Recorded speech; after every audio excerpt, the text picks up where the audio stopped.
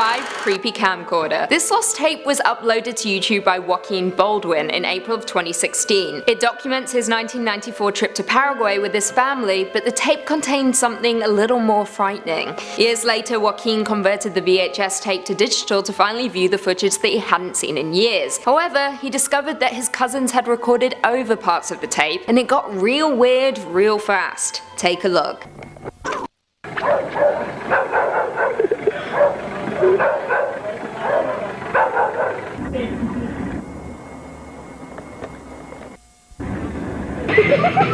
Yup, that's horrifying. The incessant dog barking, the weird children, the man sleeping, it's all bizarre, and honestly what I really want to know is which is the original footage and which is the footage that the cousins captured. Either way, it's all pretty fucked up. I think somehow the tape was damaged or the digital copy was corrupted because the audio and video are blended together, creating some warped trans-dimensional shit. If you haven't watched the full thing and want to be creeped out, I suggest you go watch it now. And at number 4, Log Cabin. Now this 1988 VHS footage was discovered in an isolated abandoned log cabin, deep in a Polish forest. Though the tape was badly damaged, some footage was salvaged, and this is what remained.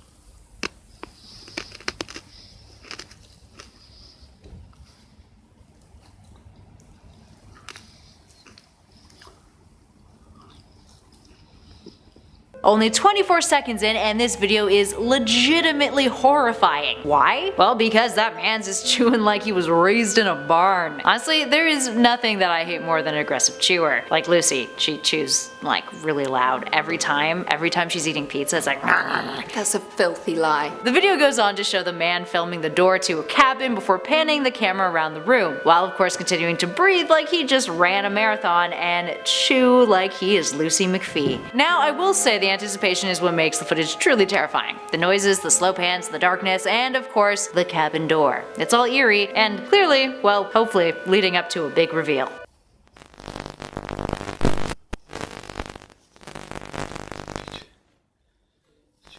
It's hard to tell exactly what's going on here because it's so dark, but it looks as though the man pans over to a window before the audio begins to get severely distorted. And at around the 1 minute mark, things finally take off. Cries of a child can be heard, and the audio begins to glitch even more. The man becomes more and more distressed, moving the camera quickly around the room. And that's where it ends. There's no final jump scare, we're just left with the cries of an unknown child and the panicked man looking to escape. So, how legitimate do you guys think this is? I mean, like, personally, I'm totally calling iMovie Maker, but that's just me. Moving on to number 2, Abandoned Building. Now, I have no idea where or when this footage was discovered, but the beginning of the video simply says it was found on a VHS tape with 1999 scrawled on it in pen. That sounds safe and wonderful. I'm already creeped out. The video begins with a beautiful scenic shot of some trees. The person filming is clearly inept with the camera, so it gives you some serious vertigo, unfortunately. They wander around for a little while filming a creepy looking building before heading towards an even creepier wooden shack. That's when things begin to get intense.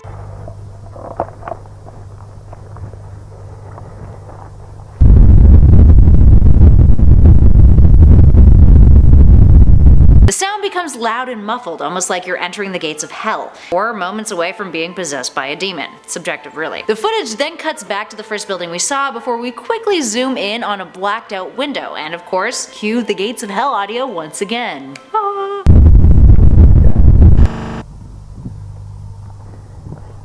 They then head towards the doors of one of the abandoned buildings before the screen begins to violently glitch out, revealing a figure in the distance. It gets closer. The person filming starts running, heading up the stairs and into one of the buildings, and a few more glitches and intense audio cues later, the guy seemingly escapes. But I want you to take a look back at the shot of the shadowy figure. Is it just me, or is that Slender Man? I mean, really, this whole video kind of reminds me of the Slender video game, so, you know, Slender's on topic, it's trending and shit. And finally, in at number 1, Arson! In Redwood City, California in 1987, the town was plagued by a series of brutal arson fires. The police had no leads, no motive, and to top it off, there was never any evidence left behind by the culprit. So, the police closed the case. However, 2 years later, a local farmer discovered a creepy videotape containing footage of a few of the arson fires, and the creepy voice of a man reveling in what he had done. The voice is quiet and often nonsensical, but it's clear in his voice that he is overjoyed at the chaos that he caused. He watches each house burning until they are complete nothingness. How bleak.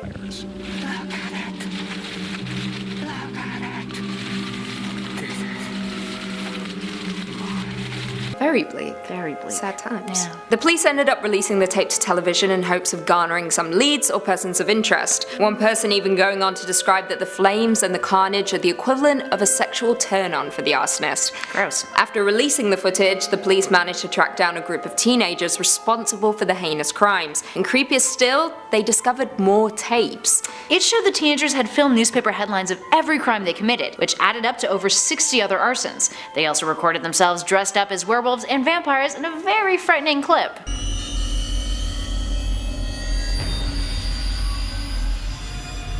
The arsonists also taped themselves as werewolves and vampires. One detective goes on to explain how the primary arsonist, upon his arrest, was very quiet and withdrawn, eventually breaking down completely, showing that he was just in fact a troubled teen in need of psychological help. Number 5 on this list is the MLK tapes.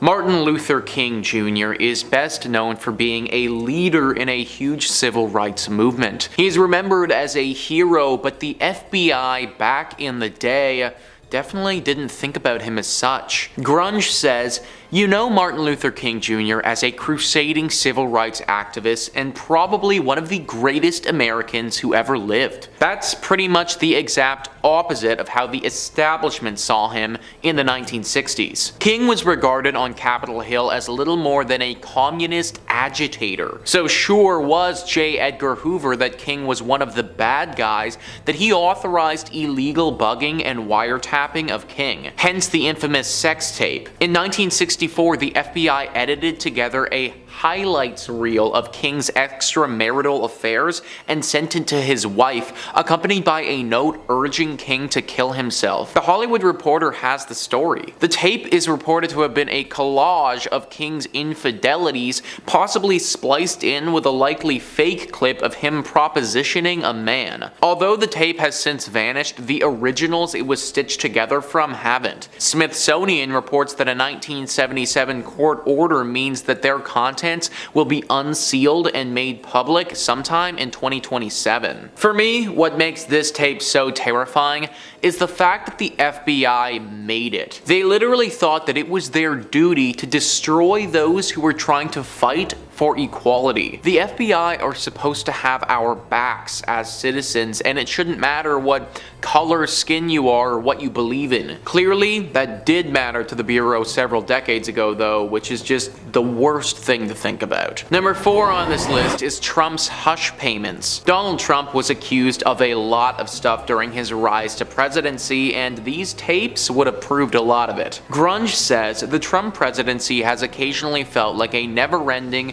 string of scandals, all being woven messily together by a drunk seamstress. But a small handful of threads keep emerging, one of the biggest of which is whether Trump paid off an adult model, Karen McDougal, to keep her from publicizing the fact that they'd had an affair. According to the New York Times, the FBI already knows the answer to this and has known since agents raided the offices of Michael Cohen, Trump's lawyer, in the summer of 2018. One of the goodies they netted in the raid was audio tapes of Trump discussing those underhand payments. If these tapes were held by the FBI for some time, then this is big news because this was obviously a really bad look for the president and would have fallen under some financial violations for sure. This also begs the question, how many other tapes of former presidents the FBI has had and held onto without showing the public? Number 3, Bill Ramsay. Okay, so these Warrens have covered it all. Ghosts, demons, succubuses, even vampires. I'd love to see a good vampire movie, you know? Just Juan takes it into his universe. I'd love to see it. But werewolves? Like, for real? No way. In the 80s, they were fascinated with this werewolf legend, so Lorraine and Ed Warren traveled across the world in search of a real-life wolf man. They watched a television program, Sightings, in which police officer and locals got interviewed about their encounters with a local werewolf Bill Ramsay in London, England. Bill himself was questioned about his abilities to take on men twice his size with ease, as he would rampage through the city, blacking out. Lorraine felt a strange connection to him after this, and after a short trip to London, she found Bill Ramsay's whereabouts. Through British police departments, Lorraine made contact. Lorraine and Ed discovered that unlike most werewolf folklore, he does not change physically every moon, or it wasn't a bite that originally caused him to transform. Bill Ramsay, according to Lorraine, was possessed by an evil wolf spirit and needed help with a full-blown exorcism. The Warrens brought Bill back to Connecticut to meet Bishop Robert McKenna of Our Lady of the Rosary Catholic Church, and he agreed to perform an exorcism for Bill. The exorcism was a success, and thanks to everyone, today Bill lives a pretty normal life. I'd hope so. This is terrifying. Yeah, I'm not gonna lie, if that came to theaters, it would probably slap and horrify at the same time. Good problems, you know? Number 2, Japan tour. In the mid-1990s, Ed and Lorraine found themselves overseas in Japan, visiting Nagoya and Tokyo with a team of translators for a small tour of where Ed was stationed in World War II. And of course, some hauntingly terrifying demonic run-ins. First day, they went to see these haunted tunnels. Second day, they have haunted house run-ins with headless samurai. And thirdly, they witness and help out with a full-blown exorcism. Yeah, talk about a busy week. It's like a Warren 3-in-1 package deal. Their first day consisted of visiting a set of condo buildings apparently riddled with a ghost infestation. Beheaded samurai soldiers haunt the hallways, a ghostly couple and the woman ghost of the gallows haunt the premises. The second night, they visited a haunted salt mine tunnel. Ed said it was the scariest place he had ever been to. The tunnel had buried some odd 200 people alive when an avalanche caved miners in. Ouch. The third night consisted of this. That's right, a very, very unsettling, real exorcism. Okay, yeah, I'm not sleeping tonight at all. The Warrens sat in on 3 high priests of knowledge and spirituality known as disciples as they watched an apparent snake demon slither its way out of a person before their very eyes. And of course, this footage of a young woman speaking in not her first language, but tongues. Just moaning in agony. It's kind of hard to watch all that demonicness. Spooky level? 10 out of 10, 100%. And the number 1 spot, Maurice Theroux. And we come to Maurice. This one is terrifying on its own. It doesn't need a 3D movie follow-up. Maurice Theroux began to notice young he was able to do things that no other man is capable of. Superhuman strength, knowledge of more than his academia showed. He was different. He worked around New England for years doing odd jobs and yet suffering through several relationships. After a physical examination and psychological test failed to bring any solution to the situation, the Warrens were finally called in. The Warrens were gaining popularity as a paranormal aid and had already worked on several cases. The activity ranged from low-level poltergeist activity to this aggressive physical demonic attack stuff. Apparently one night while trying to recite the Hail Mary to make the possession stop, Maurice became so violent he even tried to choke out his own wife. The Warrens made the decision that this was not a normal haunting but a possession and would need the help from Bishop Robert McKenna, who agreed to perform an exorcism. After examining Maurice, Bishop McKenna performed the ritual right away. Dude, that's terrifying. He's just staring off like a reptile. Apparently the demon identified itself simply as, quote, "I am what I am."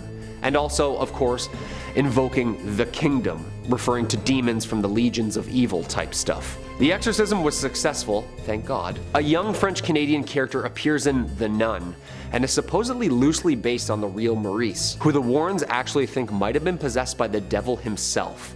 What do you think? Number 5 on this list is the Paraguayan tape. So there really isn't any given name for this, but I'm calling it the Paraguayan tape because this footage was discovered in Paraguay several years ago. The footage only really surfaced a few years ago, but it was actually filmed way before that. This footage was taken back in 1994 by what looks to be some children. The clip itself is an amalgamation of a bunch of several second long clips that don't really make a cohesive narrative but are just super eerie. This, also coupled with the audio, makes this clip extremely scary. The audio is a bunch of screams and cries and weird noises that don't even sound human. Some people have chalked it up to being the poor recording equipment, but I really don't think so. Let's play you guys 30 seconds of this clip so you can get an idea what this thing is all about.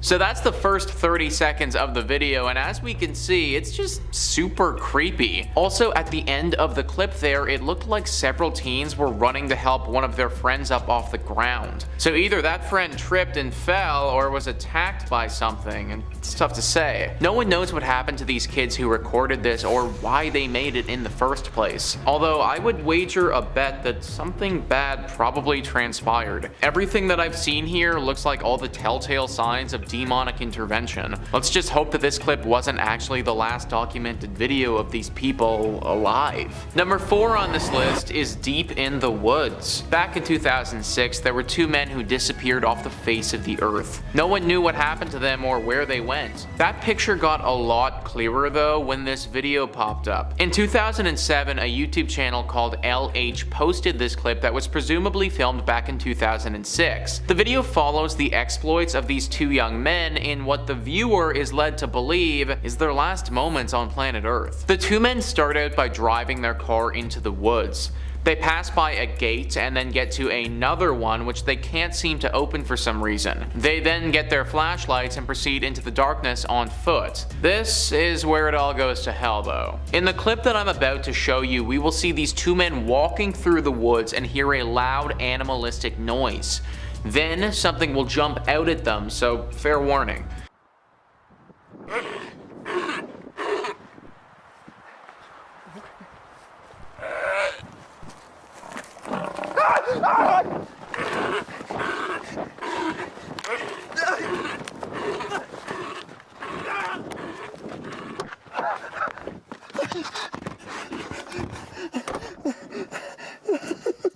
So as we can see, a creature lunged forward at the 2 men and got them running back to the car. Then the camera dropped, and presumably this was the end of our 2 lads. If we kept playing that clip, then we would have seen one more thing, which is one of the men falling before the camera and then getting dragged off. So I think it's safe to say that these 2 guys didn't make it out of this battle unscathed. What they were doing there, what this thing was, and what ultimately happened to them is all unknown though. For all we know, they got dragged back to this thing's lair and they could still be there today. Alrighty, next up we have a movie that's so heinous, I'm not even supposed to be talking about it. Actually, I can't even say its title, but let's call it the people-eating mass extinction event of the 1930s. And it's been highly regarded as the first real big found footage movie of all time. Ergo, I wasn't going to leave it off today's list. This flick from director Ruggero Deodato wasn't his first movie about people eating, but it was definitely the one that got the most flack from the media. He'd been making films since the 1960s, and he had this trademark style. Flashy, grimy pictures with a hardened edge and plenty of coitus and violence. He was one of many Italian directors who facilitated the people eating boom of the late 70s, and he'd already made one such film, The Last C-Word World, before he got around to this one. So, despite his sensationalist style, he'd already proven himself not only a very competent director, but one with depth and ideas worthy of cinematic examination. So this is the story of a professor journeying to the Amazon to discover what happens to a film crew of missing brave young Americans, only to realize that this characterization couldn't have been further from the truth. From the offset, this movie looks at how the mass media portrays its fellow Americans, the marginalization of those outside the land of the free, and what it means to be civilized. The young filmmakers are immediately positioned by the media as victims of local savagery, and when anthropologist Dr. Monroe is set to find them,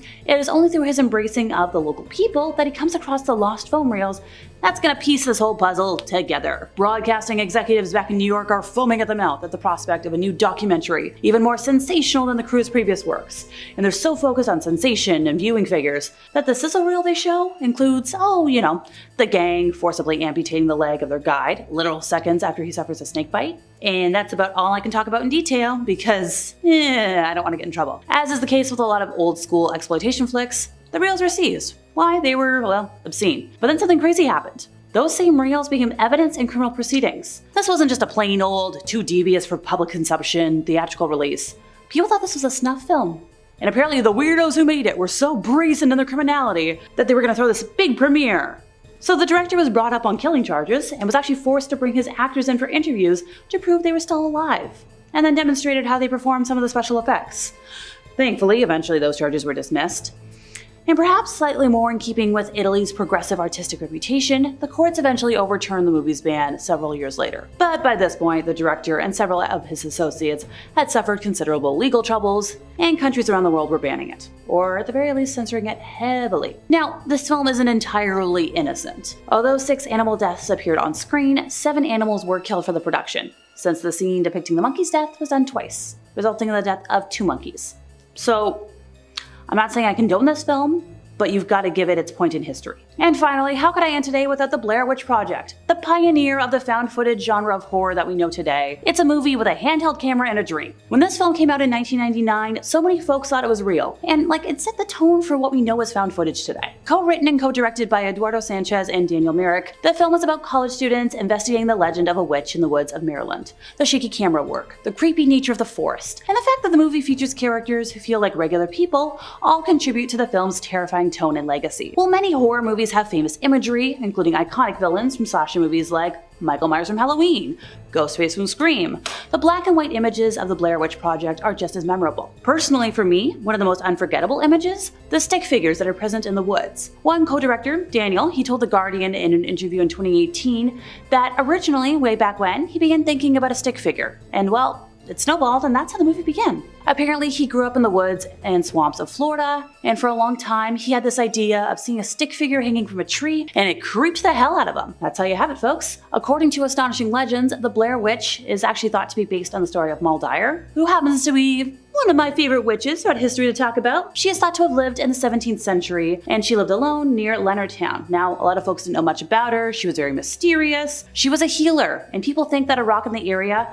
has a mark that looks like her handprint. Well, her handprint when she passed. How did that happen? Well, a group of men attacked her, and they were cursed with terrible luck. Because, well, she cursed them for doing bad things, which suggested that she was maybe a witch, involved in something dark. Because back then, if you were convicted of being a witch, that was pretty much a death sentence. These haunted hospitals will send a chill down your spine. Unexplained encounters have left even the most enthusiastic paranormal investigators lost for words. The Waverly Hills Sanatorium, now Waverly Hills Sanatorium located in Louisville, Kentucky, was open to house the growing number of tuberculosis patients. Due to a lack of medical knowledge at the time, patients were kept outside year-round for fresh air, and many had their lungs surgically removed. It is known as one of the most haunted places on Earth, with countless reports of paranormal activity. One person actually shared their experience working there and said, "I worked in the sanatorium for a while, and a lot of residents always, claim to hallucinate either small dogs or, either eating ice cream before they pass away. It's always facility specific too. This place I worked at, I've had about 6 or 7 residents claim to see a little girl eating ice cream, and then they pass on later that night. That seems too coincidental for me, right? The Trans-Allegheny Lunatic Asylum, now home to the WV Lobotomy Project, the psychiatric hospital was originally built for 250 patients, but the population rose to over 2,000. Conditions were atrocious, and many patients, suffered. Since closing its doors, maintenance staff have reported ghosts as well as other paranormal sightings. Numerous stories and reports of ghostly phenomena have been associated with the asylum. Some of the more prominent stories include a little girl named Lily who is said to roam the halls, a man named Jesse who allegedly passed away in a bathtub there, and other accounts of strange occurrences and apparitions. Now, one person who worked there shared their story on Reddit. They said, "One evening while training for the job, I was on the first floor with a couple coworkers while everyone else was touring upstairs. We were just kind of, wasting time, quietly observing the area. Light from outside was coming in through the windows, casting on the inner hall's wall. In that light, I watched the perfect silhouette of a man from head to hip walk through that light from left to right." She continued to say, in the wee hours of another night, we figured it would be cool to see what would happen if we shut all the doors of the ward. One of the doors, as I was closing it, the knob twisted in on my hand. This person actually shared several different stories of her times there and all of the paranormal stuff that actually went down. And a lot of the comment section question was people just sharing their own stories of times that they took a tour there. It's still actually available for tours, so if this has piqued your interest, go book a visit if you dare. Utica State Hospital, New York's first state-run psychiatric facility built in 1843, was characterized by its grandiose revival architecture, but it was not as glamorous as it looked. It is known for the invention of the Utica crib, which is a cage-like bed that was used to restrain patients. Now, those who have explored the facility since its closing have reported hearing screams and seeing faces in the windows. People who have explored the facility both during its active years and after its closure have reported experiencing just other unsettling phenomena as well,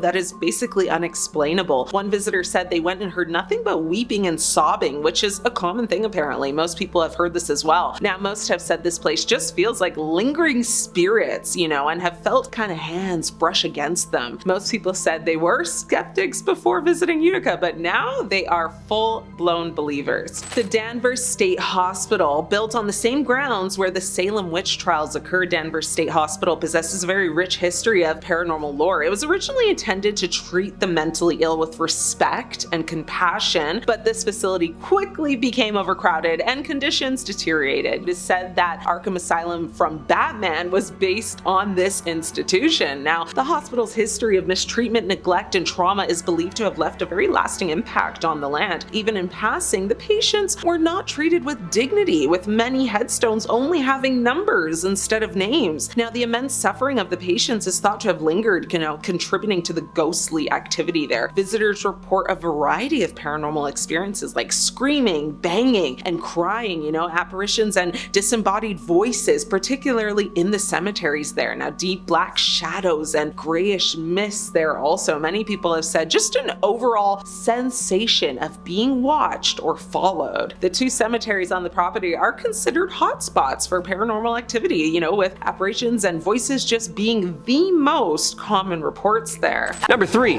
Lost in Space. During the 60s, the space race was on between the Americans and the Russians. A race to be the first to figure out what it is to put something or someone up above the clouds in a little metal box to just go and explore planets. Yeah. Although today we tend to look back at the space race with the Soviet Union as a competition we were destined to win, it was actually the Soviets that secured many of the early victories. American officials at the time weren't only worried about Soviet prestige winning out, they had very real concerns about Soviet space dominating and providing them an ultimate high ground in the next global conflict. While NASA's efforts were widely publicized, but sometimes the Soviets made it a point to never really announce a space mission until days after it was completed. Apparently this allowed them to maintain control over information sharing, oddly only the missions that went well, and maybe not all those failed tests also. The Giudica Cordiglia brothers from Italy were former amateur radio operators who apparently caught some homemade home audio recordings which allegedly proves the Soviet space race covered up some cosmonauts' deaths in the 1960s during trial and error. Yeah.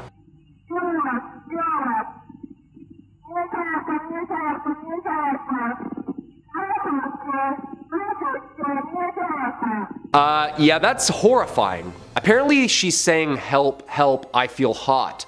Where? Yes, I can. On the left, I see fire. Am I going to crash? Yo, that's horrifying and also really sad. I mean, NASA and the Soviets both launched animals into space that, sorry to say, spoiler alert, never really came home.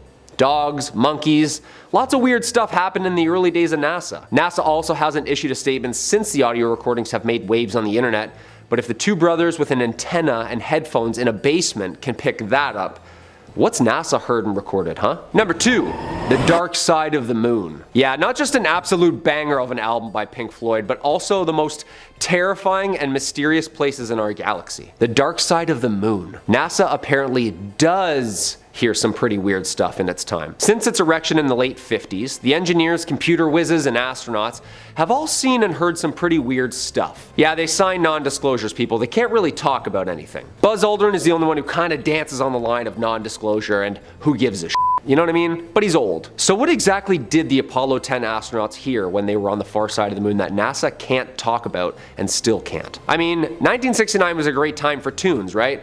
Just hopefully not alien tunes.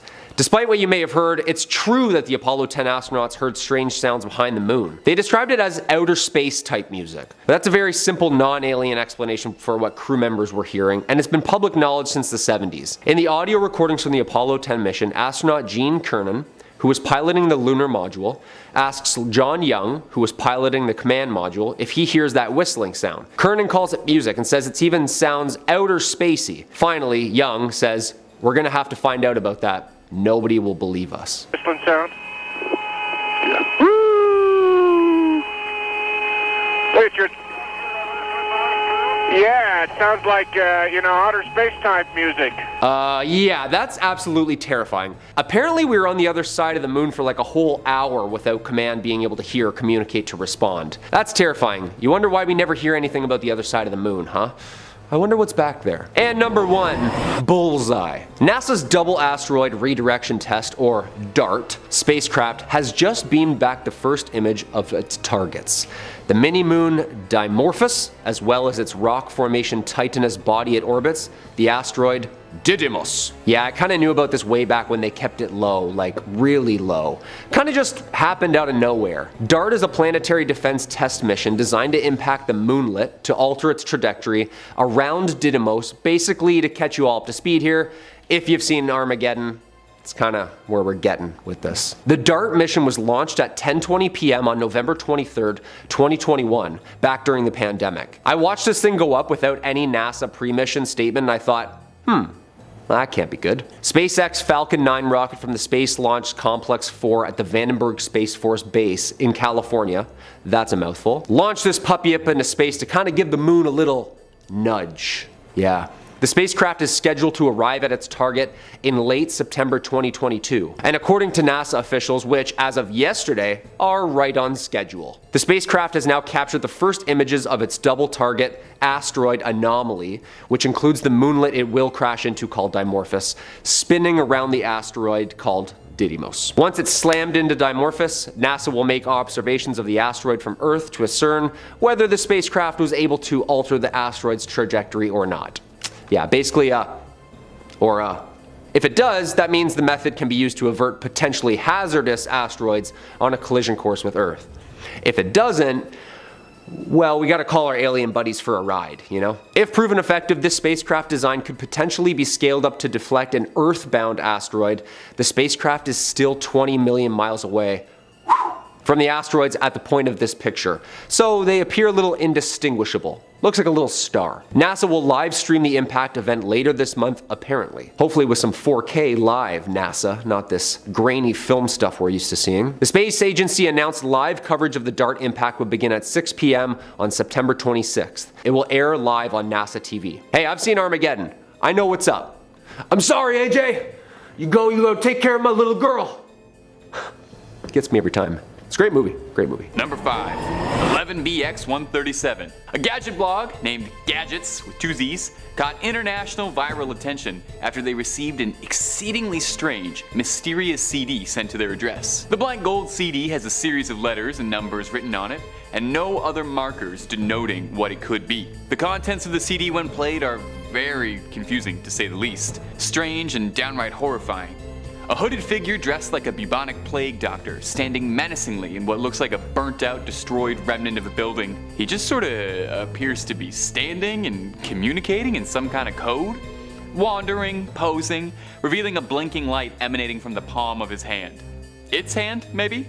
This thing does kind of have SCP-049 vibes. After about a minute, the hooded figure faces the wall, where he stays for the remainder of the video. But where the video goes from creepy to I might never sleep again levels of horrifying, is that when you run the audio through a spectrogram, a fancy word for a visualization of sound, images begin to appear of tortured bodies and a chilling threat spelling out, "You are already dead."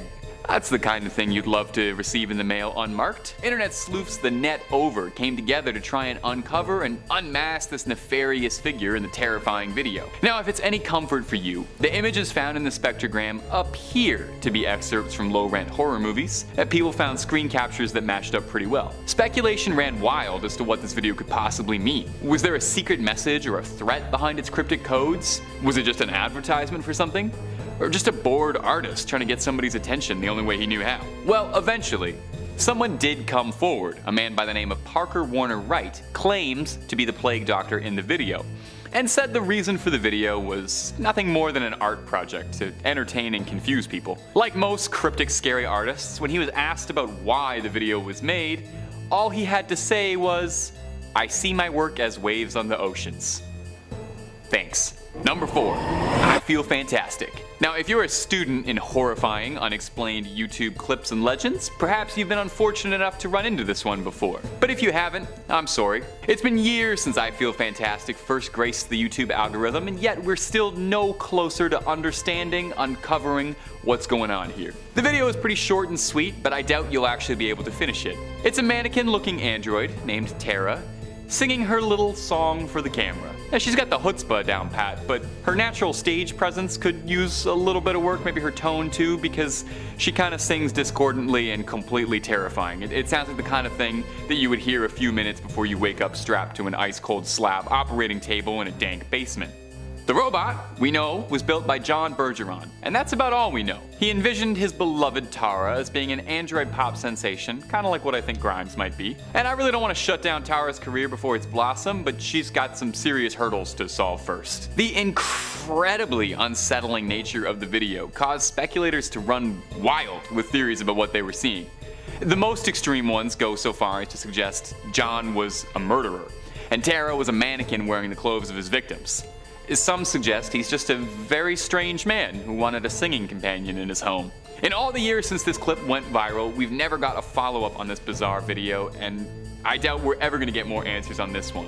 I wonder if Tara is still out there, if she's still singing proudly, or if she's rotting in a basement somewhere.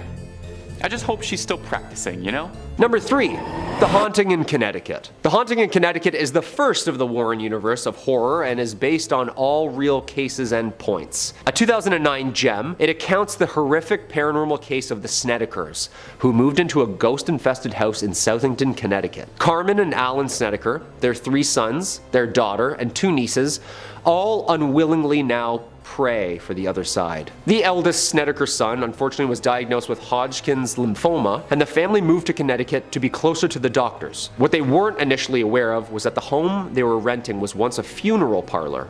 Yeah, tools and bloody furniture just lay as they once did, untouched. Mom notices items going missing. That's just the start. The children start to see strange people in their home at night, specifically a man with long black hair. Their son's drastic personality change, which included violent outbursts and attacks on his family, was then diagnosed with schizophrenia. No one was convinced, though. It was agreed that maybe he was becoming a victim to the house's grim history after all. After weeks in the home to get the full demonic experience, the Warrens came to the conclusion that the morticians that worked on the home previously had practiced some abysmally sinister acts on the lifeless bodies, deepening the home in a twisted, dark origin. After Ed and Lorraine were called in to clean it up, an exorcism or 2, and the house finally became a home again. The case can be reimagined in 2009's Haunting in Connecticut, where the story follows the truth the Snedekers experienced all those years ago. It's pretty scary, yeah. Number 2, The Nun. The 2018 spin-off film and prequel to The Conjuring 2. A demon nun channeling an evil spirit named Valak. The Nun serves as an origin story of sorts within the Warren universe. Sister Irene and priest Father Burke travel to investigate a monastery in 1952 Romania after the Vatican learns of an accident and summons the father to investigate. According to the Lesser Key of Solomon from the 17th century, Valak is the Grand President of Hell. Valak's look in both films were inspired by an experience Lorraine had shortly after investigating the Amityville horror house in 1976. Lorraine was at home in her bed reading when she felt a presence. She saw a black whirlwind of dark mass enter the room. It was like a vortex. Lorraine prayed to be released from the forces of evil. She told it, "Leave and go back where you came from," over and over again. It vanished, but she never forgot. And cue scary movie. Yeah, apparently while investigating the once very haunted Borley Rectory, the most haunted spot in the UK, Lorraine had a run-in with a sinister nun. They ended up coming face to face with the churchyard's ghost, who was, according to lore, a nun buried alive behind the brick walls of the convent centuries ago after having an affair. Apparently Ed took photos on his camera of the Borley Rectory ghosts as they encountered them. Quote, "It was pitch black and there were no lit candles or lights. Photographers snapped photos on a 35mm camera with infrared film. When they developed the images, what appeared to be a spectral nun was seen walking down the aisle praying. And number 1. Part 2. The Conjuring. The devil made me do it. Sounds like a lame Satanist excuse, doesn't it? Actually, now a term of phrase pleaded before a court of law.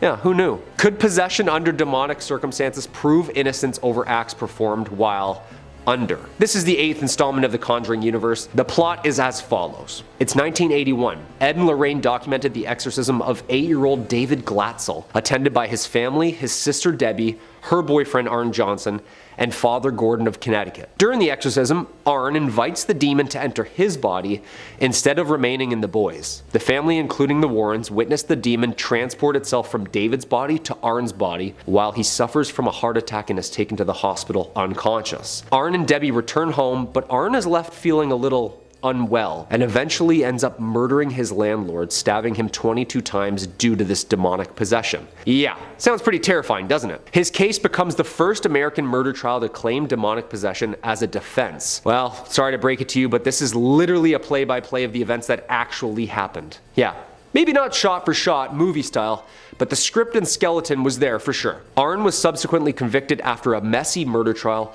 though he served only 5 years of a 10 to 20 year sentence. The case was huge. It attracted huge media attention and in fact was the first in history of the US claiming the paranormal as a defense. The couple went on to marry each other, and tell their story as the Warrens side as well. Books, documentaries, and eventually this huge film universe. Yo, all of this just got way more scary, right? Like, I gotta rewatch all 8 parts. Who am I kidding? I'm not gonna watch them. I watch horror movies like this. Number 5, Amityville. Believe it or not, there's actually 39 film adaptations made surrounding this case. Yeah, it's the OG case. The first crack at getting this terrifying formula down that we all love today. The Amityville Horror. Yes, the infamous haunting that took place on November 13th, 1974 at 112 Ocean Avenue, Amityville, New York. Well, in some versions, 108 Ocean Avenue. Places like that get really popular, you know? The Amityville Horror is a book by American author Jay Anson, published 1977, and it's also the basis of one of the scariest movies ever released from 1979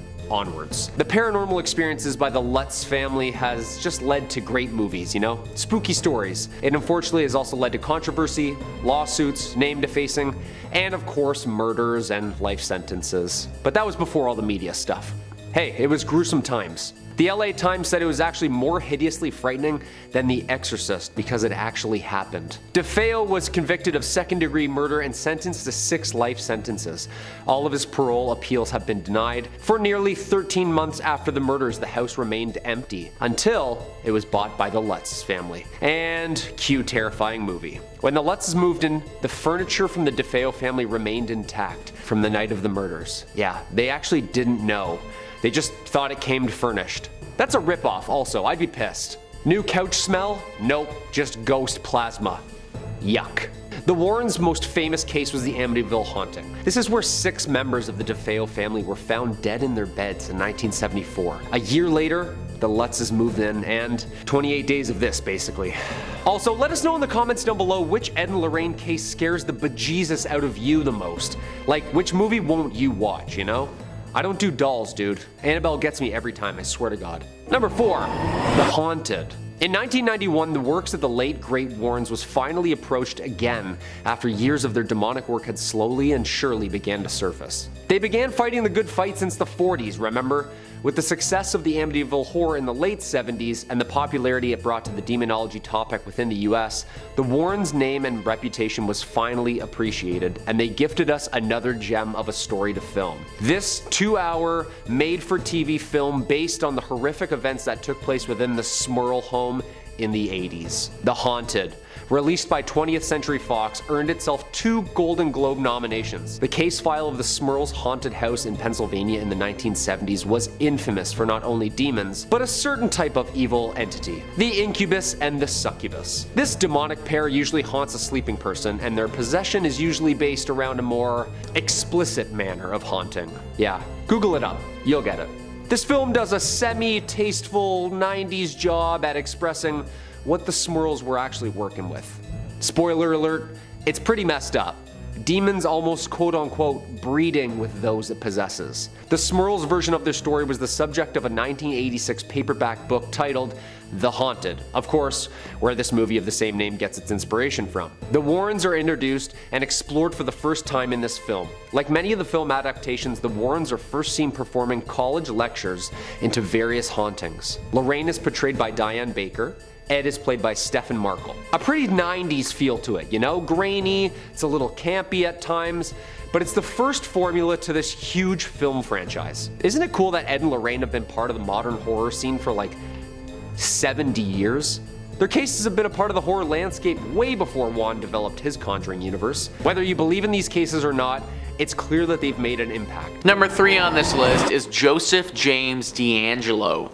Joseph James DeAngelo is a horrible serial killer who was only recently captured and incarcerated. Grunge says it wasn't until the 21st century that the Golden State Killer was given his notorious nickname. Before that, he'd been known as the original Night Stalker. But whether he was known to the public as one serial attacker or two, the Golden State Killer was infamous. From 1974 to 1985, police believe he murdered at least 13 people and assaulted at least 40 more. And he used technology to terrify his victims, calling up those he'd already assaulted to threaten them with worse. It's from one of these sadistic calls that the taunt tape emerges. Recorded by local police and handed over to the FBI, the audio tape was released onto the internet in 2016 as part of a renewed effort by law enforcement to catch the killer. To call it chilling would be a disservice to sub-zero temperatures. Over 34 awful seconds, the Golden State Killer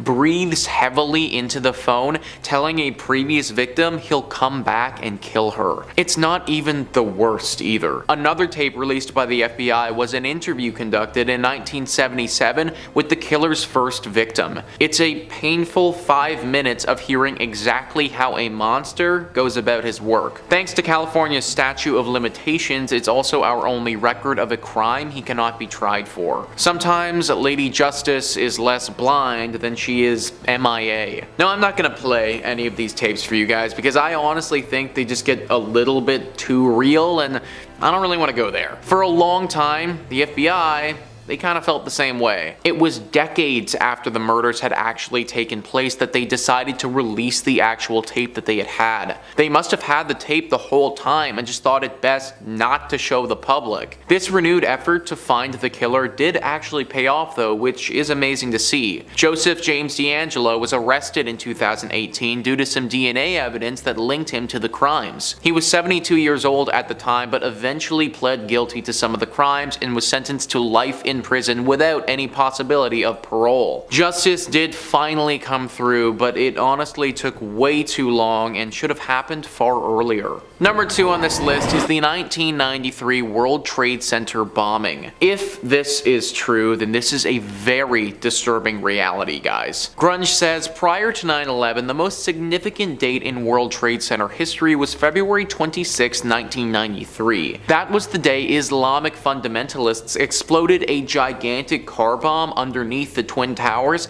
killing 6 people and injuring over 1,000 and causing millions of dollars of damage. The cell that carried out the attack turned out to contain a mere 7 people, one of whom was an FBI informant. During the lengthy investigation into the bombing, tapes made by the informant emerged which appeared to suggest that the FBI could have stopped the attack before it happened. At the time, the tapes were as embarrassing for the feds as pictures of J. Edgar Hoover wearing a pink tutu. Although the majority of the tapes were made after the WTC bombing, the informer can clearly be heard on them discussing with his handler how he'd previously purchased the timer for the WTC bomb as part of his undercover work using federal money. Although the attackers ultimately didn't use that specific timer, the mere fact that the FBI signed off on its purchase should have set off alarm bells from the J. Edgar Hoover building to Quantico. Perhaps even freakier, the tapes made after the bombing appear to show nothing but agents covering their asses for the attack and blaming their supervisors. So the FBI were literally purchasing parts to bombs to help these people pull off this bombing. Why didn't they step in and stop them? I understand that you want to do it at the right time to gain as much intel as possible, but clearly you can't let them go through with something like this. Like, obviously the intel is not worth the lives of any innocent people. Once again, guys, the FBI and agencies like that are supposed to have our backs, and we are supposed to trust them.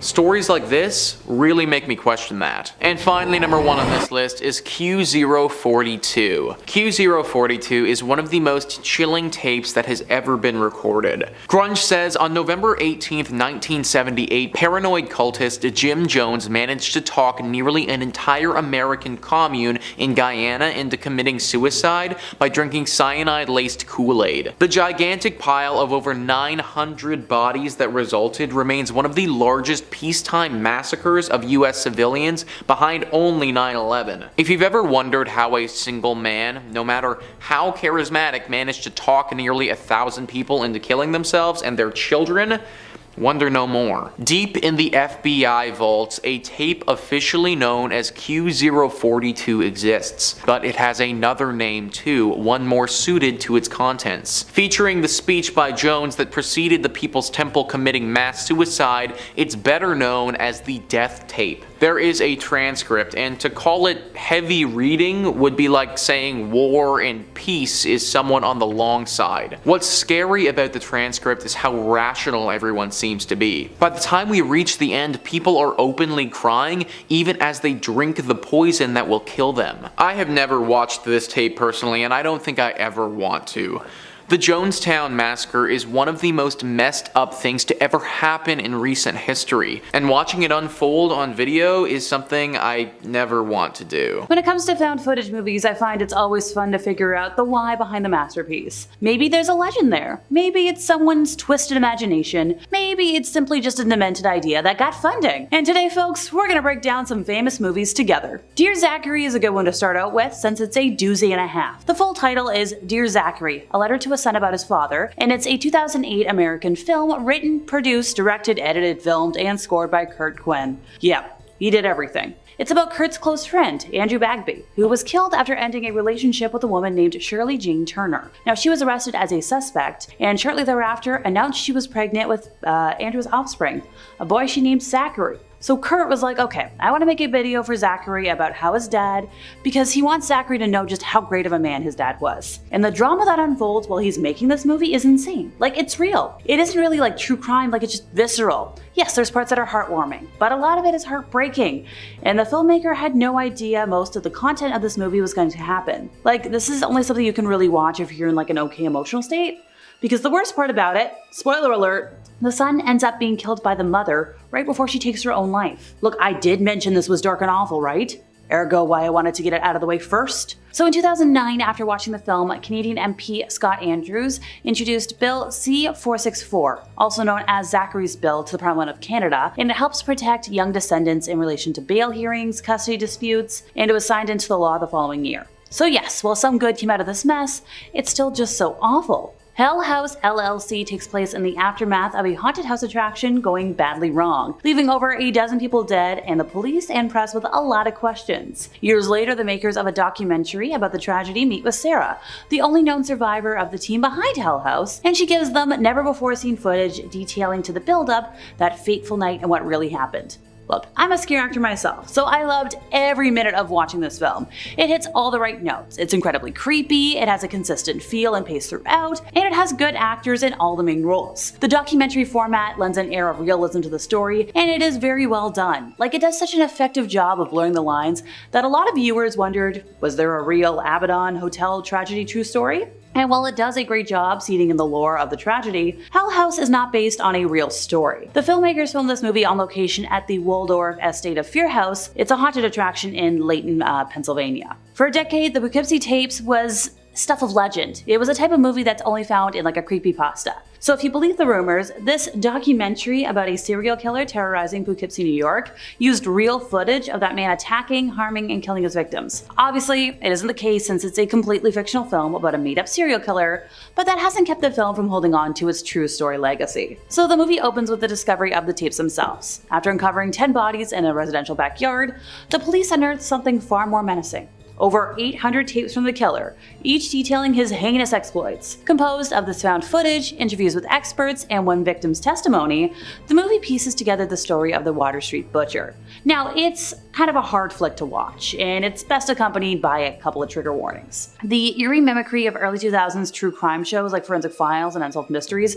is very convincing, making it difficult not to get sucked into the reality of it all. Like even today, people are tricked into believing that the footage from the tapes is real, despite, the obvious pointing to the contrary. The claim to reality is a constant source of controversy for the film, as is its deeply unsettling content. But the thing that stands out most in complaints is that it wasn't the movie that people preemptively decided it should be. So it premiered in 2007 at the Tribeca Film Festival, where it was quickly snatched up by MGM for distribution. They marketed the movie heavily, but it would all prove a huge waste of money when the film mysteriously vanished from the studio's 2008 release schedule. Though you could find the movie at the time through less than legal means, it didn't get a wide release until it hit video on demand in 2014. Apparently, MGM thought they should be making more money off this venture, and then they pulled it for a never-to-be-seen theatrical release. Okay, finally, 2017, Shout Factory released the movie on DVD and Blu-ray. Just more proof of the value of physical media. So for many of those early viewers, the fun of the mystery was the mystery. Is the footage real? Why did MGM pull it? Was it banned for being too extreme? This and a plethora, if you will, of other questions swirled around online forums in the time from those early trailers to the movie's eventual home release. Yes, the killer's tapes in the movie are graphic, but not in the way people expect. A lot of the violence is off-screen, it's implied or described, but never shown outright, and it forces the audience to imagine the most disturbing moment. Spoiler alert, in what's called the scariest scene in the movie, the killer, posing as a police officer, picks up a hitchhiking woman looking for a ride to the nearest gas station. And when he drives past the station, the woman's face falls into an expression of absolute dread, because she realizes it's no police officer. And over the next 6 minutes, the audience is forced to watch as she hopelessly pleads for her life. If that doesn't terrify you, damn, I wish. Number 3 on this list is The Possession. This next clip is from 2 decades ago in Portugal. The YouTuber Chills has actually covered this video before, and even he is pretty terrified of it. The video was filmed on an old camcorder back in 2001. The quality is pretty atrocious, which can be expected from an old camera. The video is centered around several young boys hanging out. It starts off with them just innocently playing, but then they end up doing something they really shouldn't have. They try to contact the dead. As we've seen time and time again, regardless of how you attempt to do this, it usually turns out pretty bad. And that's pretty much what happens here with these boys. In the clip that I'm about to show you, one of the boys gets possessed by some type of demon and falls to the ground convulsing.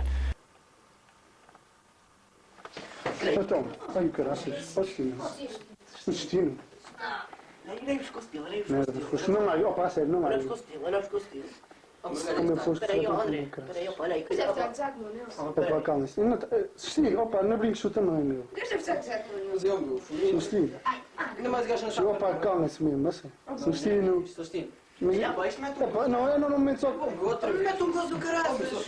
Eventually the boy gets up and he's no longer himself. His voice is not his own and the words he's saying are not the ones that he would normally say. It's clear that he's been possessed by some type of demon. Now this video of theirs is almost 40 minutes long and that possession took place at the 5-minute mark. After he gets possessed, he runs out of the home and the lights turn off. The kids are obviously super frightened and don't know what's going on. What ultimately happened to this guy and the demon that possessed him, we may never know for sure. Number 2 on this list is The Masked Man. This is really chilling stuff and was apparently released by the police in an attempt to find the people involved. Once again, we have a clip centered around 2 boys and once again, they go missing. This time though it happens in 2005 in Croatia and we also get a far better view of the man responsible for the disappearances in this one as well. The clip starts out innocently enough with 2 lads just messing around in the park. At one point though they see a dark figure in the distance. At this time though they aren't on high alert and don't think much of it. Fast forward a bit though and he starts to approach them.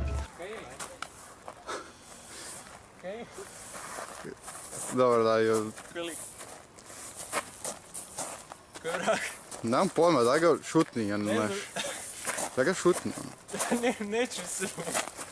Mislim da je pijan, neću. Okej, mislim da idemo. Ajmo mi odavde. Ti mu vidio facu? Snima ga, snima. Pa naravno da sam vidio facu, vidio sam. Nisam skužio, čekaj, kaj je bilo?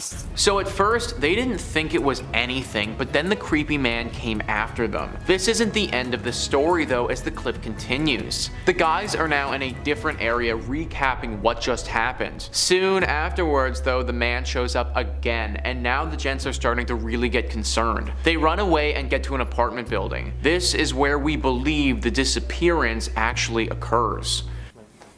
Creepy. Koji kat? Peti kat.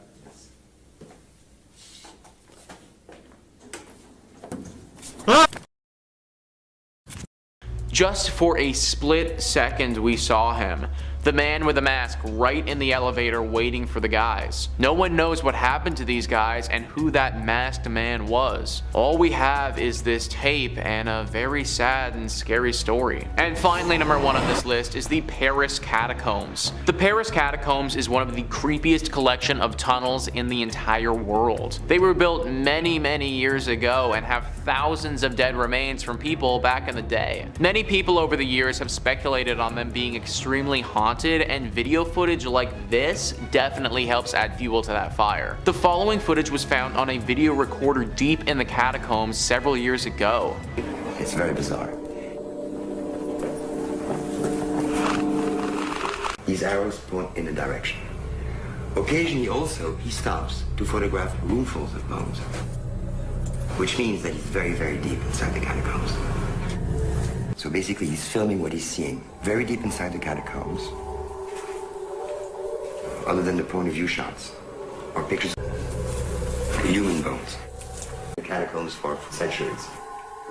So my dude is deep inside the catacombs, as the narrator of that clip says. All of a sudden though, things start going wrong. Decide which way to run among all the many different corridors. He's running faster and faster and faster, deeper and deeper into the catacombs. And all of a sudden,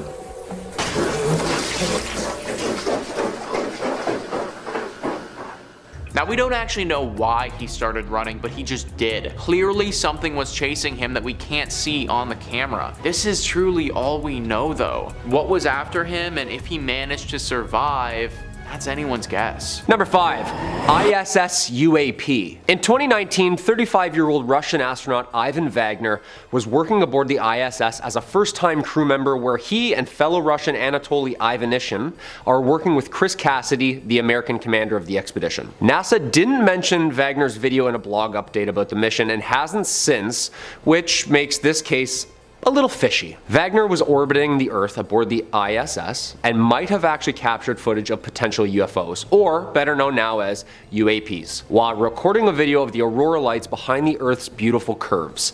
He labeled the video "Space Guests" or "How I Filmed the New Time Lapse." Very cryptic.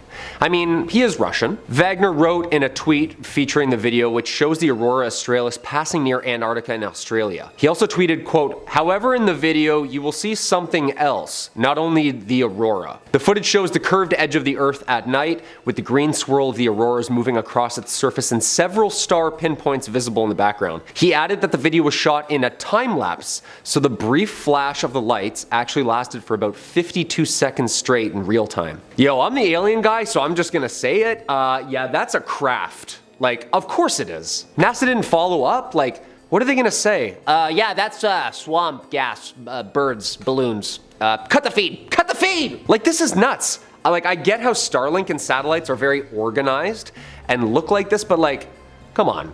Shot from way up there. Wagner did not claim to see the phenomenon as it happened, of course. Good choice. And no one else aboard the ISS has acknowledged it. Also, good choice. Yeah, I bet they haven't. Like, why would you? You know? He also didn't indicate exactly when the footage was captured, just posted 6:24 a.m. August 19th, 2020. Number 4, the original tapes. Also, dudes, if you like what we do here, just keep creeping you out, you know, Hulk smash that like button. It always helps the channel out. And of course, let me know down below in the comments section what other UAP videos you got for me. You know I love that smoke.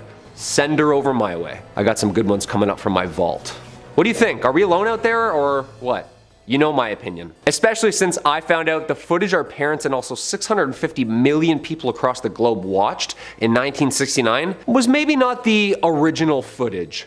Huh? Yeah, apparently what everyone saw on every television set across the globe wasn't as 4K as it was on NASA's end. A man by the name of Gary George has come across some very, very old tapes that might have been proof of what NASA was seeing, what we saw, were a little bit different. Gary George, internship NASA engineer team, he bought surplus government tapes for $218, discovered originally 3 recordings, labeled Apollo 11 EVA, auctioned at Sotheby's, first generation on the moonwalk. It's even cleaner than what's been seen before.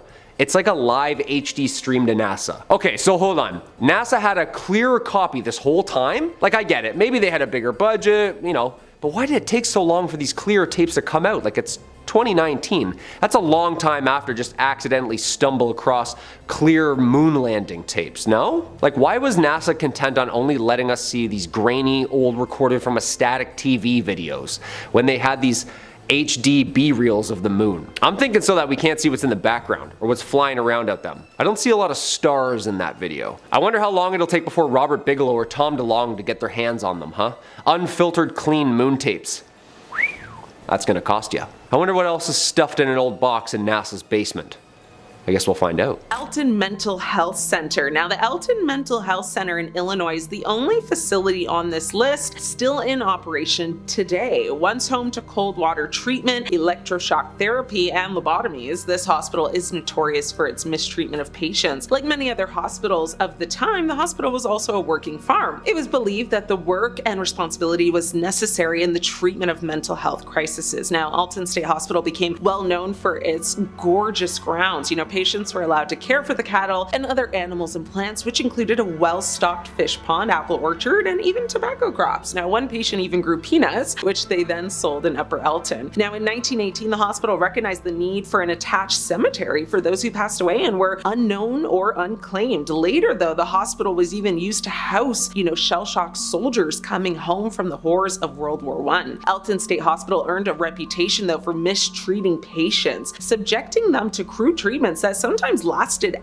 hours or even days. Considered cutting-edge treatment at the time would be labeled as torment today. Now, in modern times, many people, have reported paranormal interactions, including 2 nurses who heard a voice whispering to them in the same spot. Staff and visitors report hearing unusual sounds, disembodied voices, slamming doors, and nurses on duty reported hearing a quiet voice that asked them, "Who is that?" Others report the sensation of just being touched, and one photo even showed a bright orb with a vision of a man's face in agony. So while the facility, is still operational today, ghost investigators who managed to visit are told by spirits to get out, promptly being pushed out of the room. Rolling Hills Asylum, located in upstate New York, Rolling Hills Asylum was originally known as the Genesee County Poor Farm. Established in 1827, the Genesee County Poorhouse, originally a working farm, soon became a refuge for some of society's less fortunate. Widows and orphans mingled with the mentally ill, and the unclaimed passed on were buried on the property. With over 1,700 documented demises and hundreds not recorded, it's no wonder, Haunted North America rated it as the second most haunted site in the United States. Throughout its history, it's operated as an orphanage, infirmary, sanatorium, and a nursing home. Now, thousands of unmarked bodies are buried here, and the facility has been featured on many TV shows. Today, it is part of the Haunted History Trail of New York State. One person did share their experience visiting on Reddit and said, "My fiance took me on a 6-hour unguided ghost hunt for my birthday at Rolling Hills Asylum. These photos were taken right when we began our investigation at 8:41 p.m. They have timestamps. I was walking down the first floor hallway past the infamous ramps. Out of the corner of my eye, I thought I saw someone peek their head out of a room. I checked in the room assuming it was probably someone else exploring. I was alone. I stopped and snapped some pictures after I reviewed the photos later on in the night and realized I had caught a shadow in the doorway. I saw someone poking their head out. Ooh, that gave me chills." Eloise Psychiatric Hospital. Like Rolling Hills, Eloise Psychiatric Hospital was originally a poorhouse located in Wayne County, Michigan. It grew,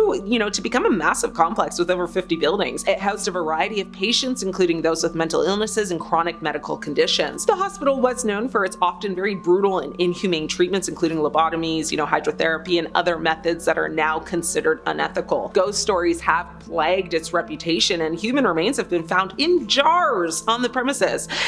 Widely accepted by locals to be haunted, it was sold to basically create a new housing complex in 2018. Many people, including those who have worked at or investigated the property, have reported experiencing paranormal, experiences such as seeing ghosts, hearing whispers, witnessing objects moving on their own. So, the Eloise Asylum has been transformed now into a haunted attraction, offering tours and escape room experiences that, leverage the building's reputation for paranormal activity. The asylum is currently actually being considered for a $4 million renovation, with plans to convert it into a haunted hotel, which further emphasizes this reputation as a haunted location. The Royal Hope Hospital. Last on my list is the Royal Hope Hospital. This hospital was a Spanish military hospital in St. Augustine, Florida, in use from 1784 to 1821. One of the oldest hospitals in Florida, the Royal Hope Hospital has been an integral part of Florida's history since its original building was constructed, all the way back in the late 1700s. St. Augustine is the oldest city in Florida, so it's no surprise that Royal Hope calls, Old City home. Now, the original building was demolished and a replica was later constructed, at which point it was discovered to be built upon a Native American burial ground. Now, there have been many sightings, of ghosts and reports of objects moving on their own. The surgeon's office is actually said to be the most haunted. This room is home to a spirit who likes to grab onto visitors' clothes and refuses to let them go. His grasp is described as basically freezing cold, hard, and forceful. One visitor stated that she could actually feel a large hand gripping her clothing, refusing to let her go. The only way to shake it off was to run out of the room as quickly as possible. Luckily, the clingy spirit didn't follow her out. Number 5. The Conjuring. The Conjuring is a 2013 horror film directed by James Wan, written by Chad and Carrie Hayes. It is the first film in the Conjuring universe franchise and also based on real events surrounding the Perron family's demonic experiences. Ed was a World War II vet and a former police officer who became a self-professed demonologist. Lorraine, a self-claimed clairvoyant, making them the best demonic duo out there. In 1952, Ed and Lorraine founded the New England Society for Psychic Research. They quickly gained notoriety as respected investigators after this case. The Perrons. In 1971, the Perron family moved into a 14-room farmhouse in Rhode Island where Carolyn, Roger, and their 5 daughters began to notice odd things happening almost immediately. First, missing items, salt shaker, broom, then some ghostly sightings. Then, well, you'll see. It was discovered that the home had experienced some previous sinister owners, self-immolation, deadly accidents, and of course, murder in the attic. One violent and destructive spirit named Bathsheba. Quote, whoever the spirit was, she perceived herself to be the mistress of this house, and she resented the competition of my mother posed for that position. Andrea Perron, the oldest daughter. Bathsheba Sherman, who lived on the Perrons' property circa 1800s, was rumored to have been a Satanist and involved in the murder of a neighbor. According to the oldest daughter, Andrea, there were numerous spirits that lived on the premises. The smell of rotten meat, beds levitating, and of course, the dirt-covered, abysmally cold basement. The Perrons asked the Warrens to come in more than 10 separate times on 10 separate occasions to help out their ghost problem. Lorraine conducted a seance to attempt to contact the spirits that were possessing them, to which during the seance, Carolyn Perron was possessed. The family swear that she was speaking in tongues and even rising from the ground, sitting in a chair. Andrea said, my mother began to speak a language not of this world in a voice not of her own. Then her chair levitated and she was thrown across the room. Yeah, that's all the ingredients you need for an amazing horror movie universe to me. Terrifying. Number 4, Annabelle. The infamous Annabelle. We know her.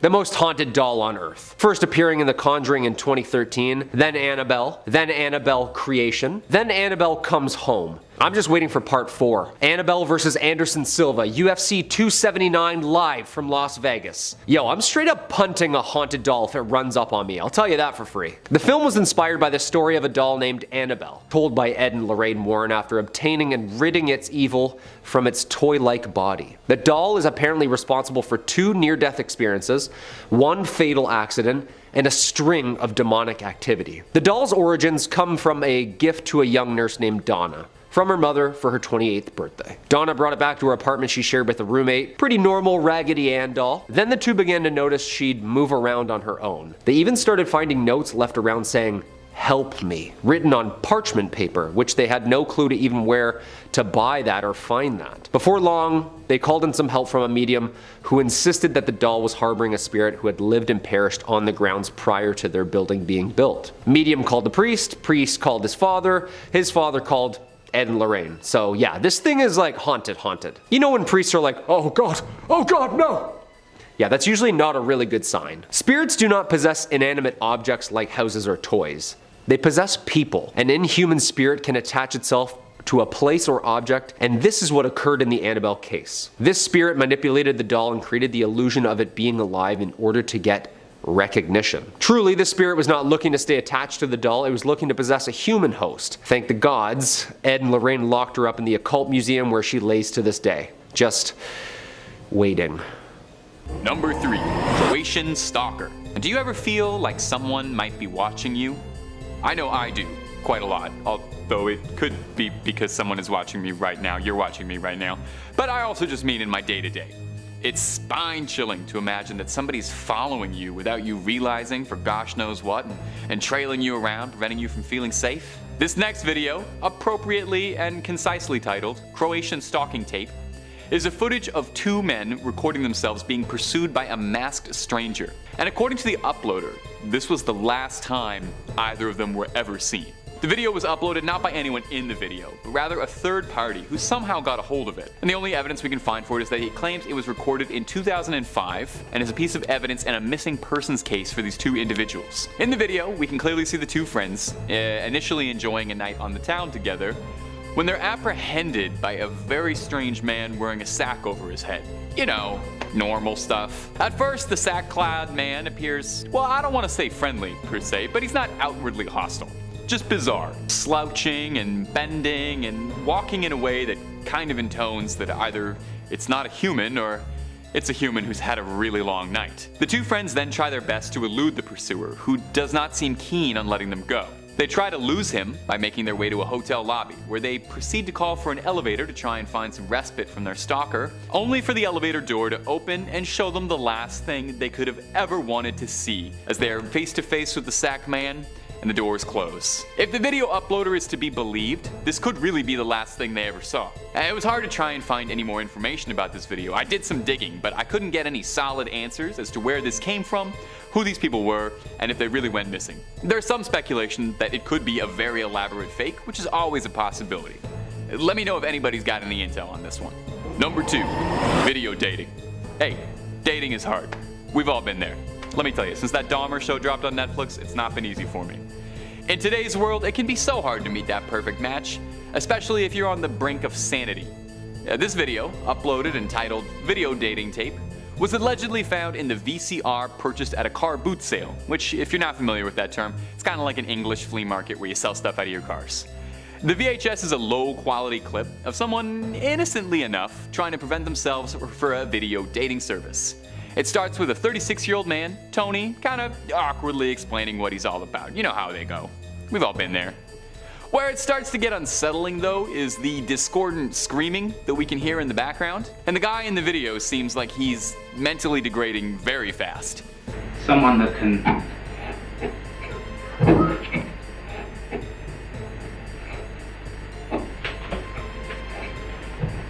He starts smacking himself in the head in frustration, tripping over his words, and accidentally revealing probably a lot more than he means to. Especially when he starts to say funny, flirty little things like, I'm looking for someone who doesn't mind disappearing for a long time, and cute little sweet nothings like, I'm looking for someone who likes a long walk on the beach, and someone I can spend the rest of their life with. Now the video is almost too perfect, you know? And the only thing that makes you wonder if maybe it's not a fake is just how convincingly creepy this 36-year-old bachelor is acting. If anyone has got some answers for this one, please let me know, because this one really did send a chill down my spine trying to watch it.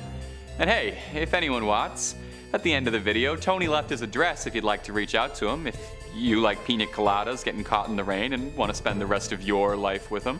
Number 1, Sad Satan. Sad Satan is a deeply mysterious lost video game allegedly emanating from the dark web. and it's wrapped in intrigue and controversy and has all the makings of a great classic internet urban legend. The game first came into the mainstream when the owner of the now defunct Obscure Horror Corner YouTube channel was sent a link to this strange game, with the sender saying that they found it on a deep web page where users could post random files. The actual game's contents are deeply disturbing and unsettling. It truly feels like something you were never meant to see. There's not a whole lot of depth to the gameplay. It just features the player wandering down maze after maze of monochromatic hallways. A strange audio plays all around you from all sorts of sources, like an old Swedish number station, disembodied, blood-curdling screams. In some versions of the game, there are enemies that appear to be ghostly children figures standing in the maze with you. Images flash repeatedly through the gameplay, featuring pictures of notorious criminals. Audio from recordings of criminals like Charles Manson can be heard and seen. The game ends rather abruptly. If you run into any of the haunted children in the game, they'll end you and the game will be over. The mystery behind Sad Satan is arguably bigger than the game itself. Where did it come from? To date, no one truly knows who developed it or why or what their intentions even were. After the game became big thanks to the Obscure Horror Corner, there was a drove of interest in the game, leading to sinister double copies being passed around online masquerading as the real one. And these variants would include things like illegal content inside the game or dangerous malware, as users had reported that their computers would act sluggish or even outright shut down irreversibly after downloading the widely released copy. The Obscure Horror channel shut down after Sad Satan started to get attention, leading to a ton of speculation there. Was the original uploader of the video the creator of the game and he was trying to garner some sort of viral reputation for it? Or did he feel some sort of guilt or responsibility for getting this game out into the mainstream? It's been years and we're still no closer to getting any of the answers on this.